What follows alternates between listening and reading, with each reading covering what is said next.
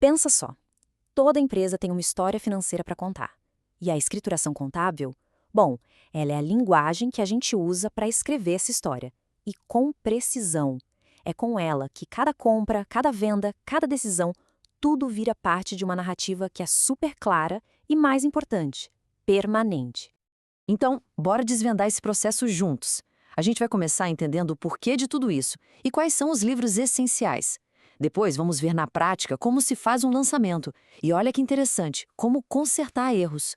E no final, a gente chega no grande teste do equilíbrio e descobre uma verdade que, olha, pode surpreender. Ok, vamos começar do começo. Afinal, o que é essa tal de escrituração contábil e por que ela é tão, mas tão fundamental assim?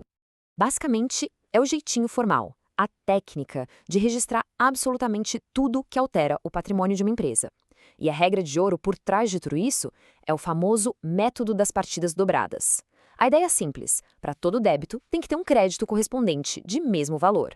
É essa matemática que garante que a história financeira se mantenha bem coesa, sabe? E aí vem a pergunta, mas quem precisa seguir essas regras todas? Bom, o Código Civil não deixa dúvida. Praticamente todo empresário e toda sociedade empresária no Brasil são obrigados sim a manter a escrituração em dia. A grande exceção fica por conta dos pequenos negócios, como o MEI, o microempreendedor individual. Para eles existe essa dispensa justamente para simplificar a vida. Mas para quase todo o resto não tem escolha, é lei. Se a gente está falando que a escrituração é como escrever uma história, toda a história precisa de cadernos, certo? E na contabilidade existem dois que são a base de tudo: o livro diário e o livro razão.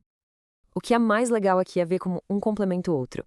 Pensa no livro diário como um diário de bordo mesmo, sabe? Ele registra cada coisinha que acontece, dia após dia, na ordem certinha. Ele é obrigatório para a maioria das empresas.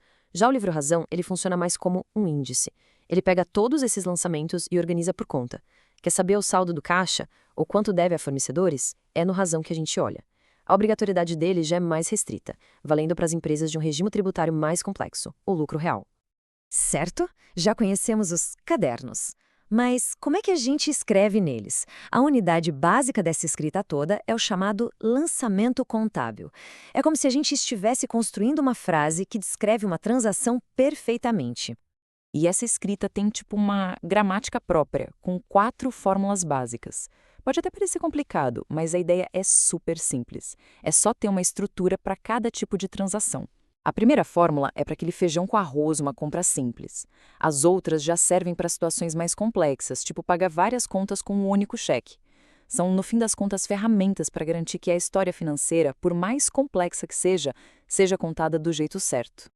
Vamos ver um exemplo prático com a primeira fórmula, a mais simples. Imagina que a empresa comprou um veículo à vista. O que acontece? Bom, entra um bem, um ativo na conta veículos, então a gente debita essa conta.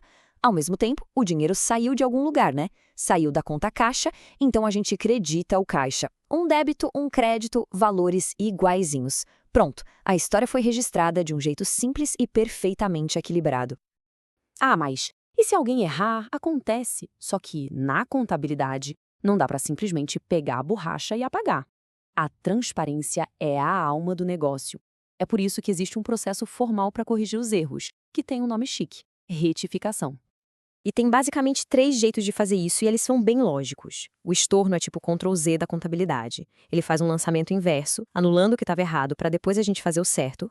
A transferência para quando o valor foi para a conta errada, ela só move o dinheiro para o lugar certo. E a complementação, como o nome já diz, serve para ajustar o valor, para mais ou para menos. O mais importante de tudo, nada é apagado. Tudo deixa um rastro, o que garante a bendita da transparência. Depois de registrar tudo, corrigir o que precisava, chega a hora da verdade. O momento de checar se a matemática das partidas dobradas foi respeitada o tempo todo. E a ferramenta para isso se chama balancete de verificação. Pensa no balancete como um grande check-up, um resumo do capítulo. Ele é basicamente uma lista com todas as contas da empresa e o saldo final de cada uma. A lógica é super simples: somar todos os saldos devedores de um lado e todos os saldos credores do outro. Se tudo foi feito certinho, seguindo as partidas dobradas, os dois totais têm que ser idênticos. É um ponto de controle essencial. E olha só como isso fica claro no exemplo. Somando os débitos ali, caixa e veículos, a gente chega em 81.100. Agora, somando os créditos, fornecedores e capital social, olha lá, os mesmos 81.100. Bateu. O balancete está em perfeito equilíbrio. A matemática fechou. Isso nos leva à pergunta de $1 milhão. Se os débitos são exatamente iguais aos créditos, a gente pode bater no peito e dizer que a nossa escrituração está perfeita, sem nenhum errinho? A resposta talvez não seja a que a gente imagina. E é aqui que a gente entra na parte final e talvez a mais reveladora da nossa análise. Ter um balancete equilibrado é um ótimo sinal, claro, mas não é de jeito nenhum uma garantia de perfeição. Existem erros que eles simplesmente não conseguem enxergar.